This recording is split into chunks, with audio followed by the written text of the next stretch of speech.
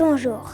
Pourriez-vous nous raconter l'histoire de la petite Provence ? Alors, l'histoire a débuté il y a aujourd'hui presque 30 ans. C'est à l'initiative de monsieur Courtaine. Alors, ce qui est original dans l'histoire, c'est que sa nationalité est belge. Et c'est un passionné des santons.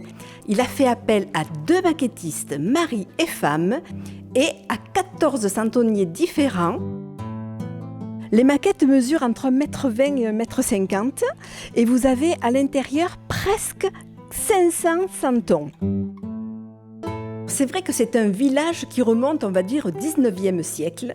Donc on va déjà retrouver des métiers d'antan que l'on ne retrouve plus aujourd'hui. Donc on va retrouver par exemple la cardeuse qui réalisait les matelas en enlevant la laine et en la remettant après une fois qu'on l'avait bien gardée.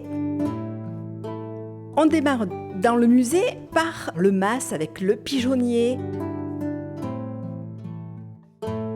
Ici, vous avez notre moulin de Daudet avec de la lavande devant. Nous avons le moulin à huile avec les oliviers bien chargés d'olives. Regardez le personnage qui est devant le café. C'est un santon de Charles Aznavour.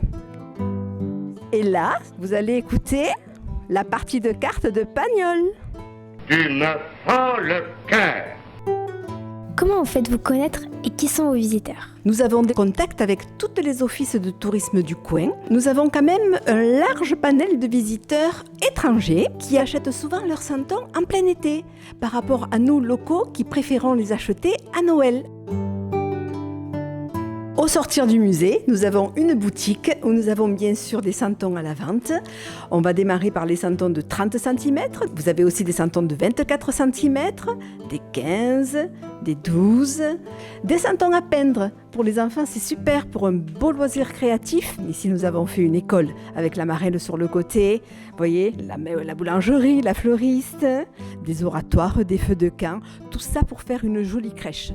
À Noël, on essaie de créer une nativité originale et différente chaque année. Il faut pas hésiter à se déplacer et à venir visiter le musée des santons, surtout à la période de Noël.